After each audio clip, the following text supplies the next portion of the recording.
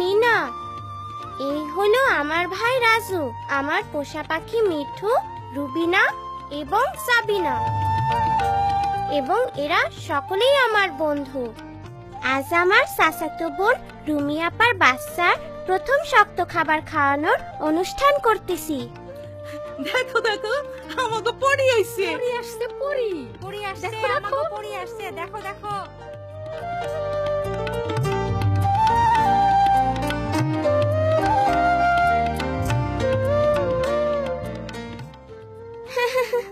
দীপু আমাগো গ্রামে সব থেকে দুষ্টু ছেলে হইলেও সকলে তারই উপকারী পরি বলতেছে।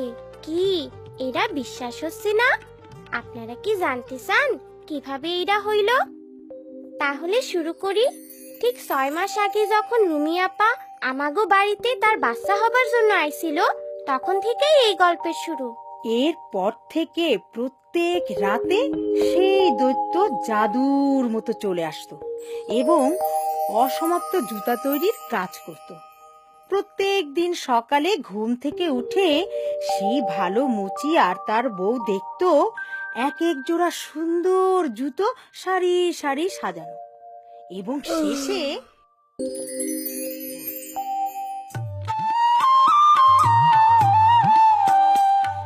পরের দিন আমরা সব বন্ধুরা মিলে ভাবতেছিলাম কিভাবে ছুটির দিনগুলো কাটাবো।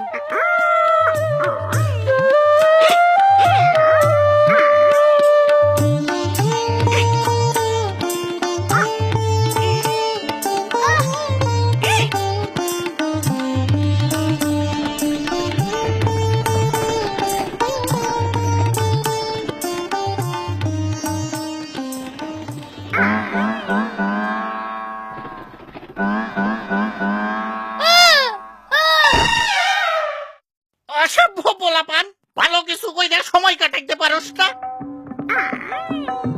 যা, দূর হ, দূর হ, দূর হ। আমি জানি আমরা কি করতে পারি। আমি আমার রুমি আপার কাছ থেকে শোনা দৈত্যের গল্পটা বন্ধুদের বলি, এবং আমরা ঠিক করি ওই দৈত্যের মতো গোপনে গ্রামের সবার জন্য ভালো কিছু করব। তাইলে কি আমরা ভালো দৈত্যের মতো হমু? কিন্তু এইটা গোপন রাখতে হইব। তারপর কয়েকদিন আমরা অনেক ভালো কাজ করছিলাম।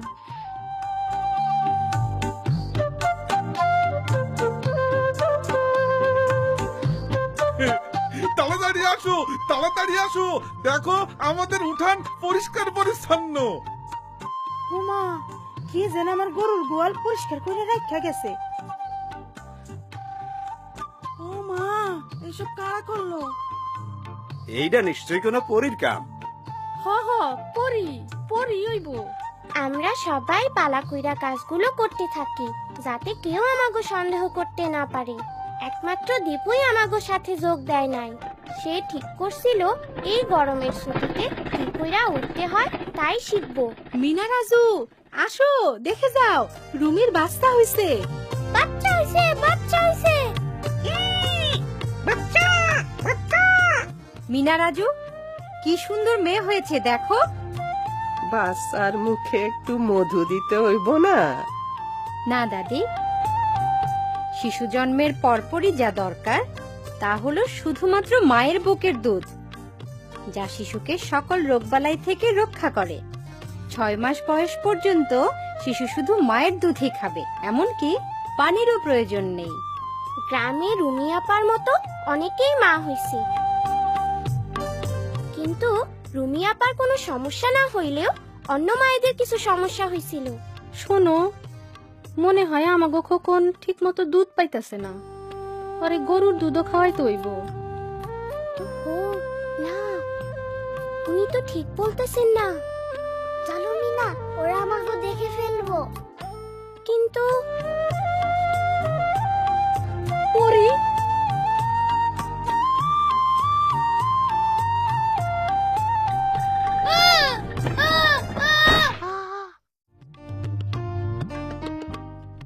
এর মধ্যেই গ্রামের লোকজন ভাবতে লাগলো যে তারা পরীকেই দেখেছে।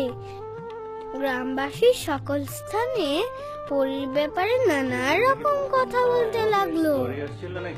কেউ বলল গাছের উপরে অনেক ফুল ফুটছে, সেইখানে পরী দেখছে।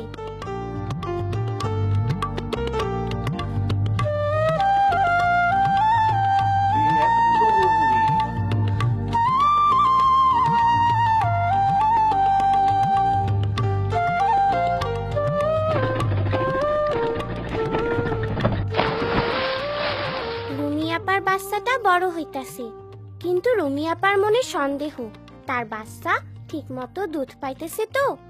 একদিন স্বাস্থ্য আপা আইসা তারে বোঝালেন, বুকে দুধ জমিয়ে রাখার প্রয়োজন পড়ে না। শিশু যতক্ষণ খাবে ততক্ষণই মায়ের দুধ পাবে। সেটা আমি কিভাবে বুঝবো? শিশু দিনের মধ্যে 6 বার হিসু করলে বুঝতে হবে সে ঠিক মতো বুকের দুধ পাচ্ছে। মনে রাখবে, শিশুর পেট খুব ছোট। তুমি ভাবতে পারো সে ঠিক মতো দুধ পাচ্ছে না, কিন্তু 6 বার হিসু করলেই বুঝতে হবে সে ভালো আছে।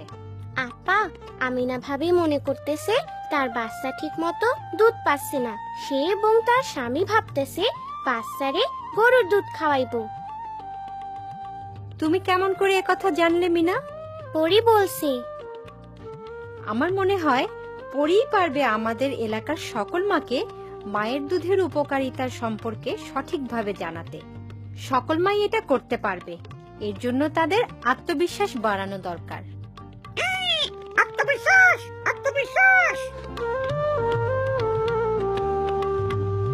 আপার কথায় আমি একটা ভালো বুদ্ধি পাইলাম।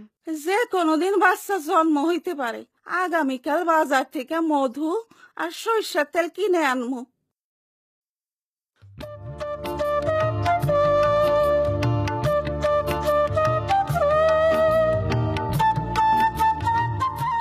নিজের প্রতি আস্থা রাখতে হবে।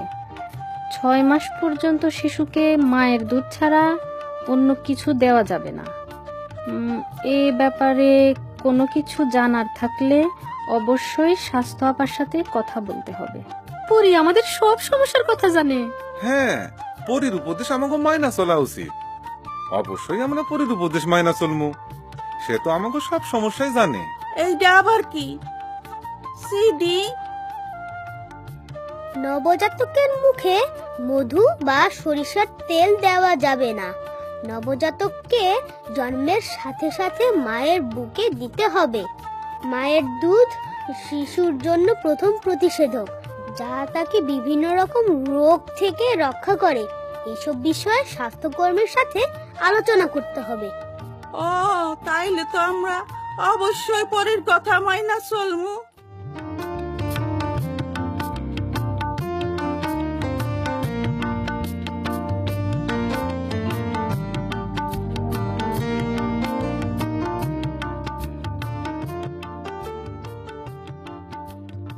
আমাগো ছুটির শেষ রাইতে আমরা আমাগো শেষ ভালো কাজটা করতে গেলাম। পরীর কাজ শেষ। স্বাস্থ্য আপার কথা গ্রামবাসীদের জানানো হয়েছে। তাছাড়া পরের সপ্তাহে স্কুল খুলবো। আমাগো এখন এই কাজ শেষ করতে হইব। কিন্তু গ্রামের মানুষ তো তাইলে মনে করব হঠাৎ পরী চলে গেল।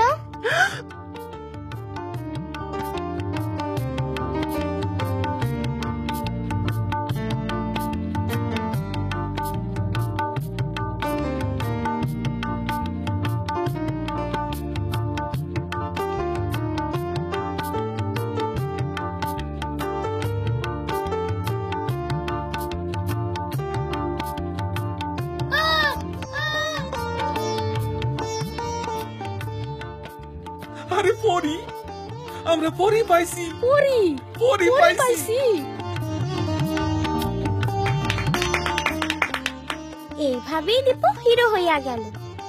আমরা অবশ্য এতে কিছু মনে করি নাই। আমরা অনেক মানুষের উপকার করতে পারছি এবং স্বাস্থ্য আপার সকল তথ্য সবার মধ্যে পৌঁছাতে পারছি। আর আমরা খুব মজা করছিলাম। খুব মজা, খুব মজা।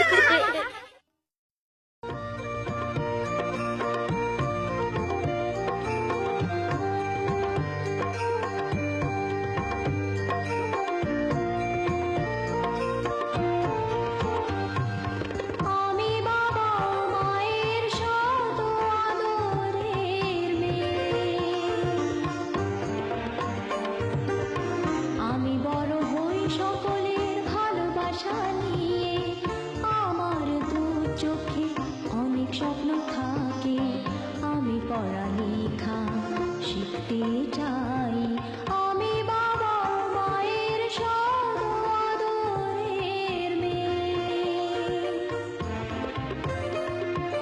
যদি চার দেয়ালের মাঝে কাটে সারা জীবন, তাহলে থাকবো শুধু বোঝা হয়ে।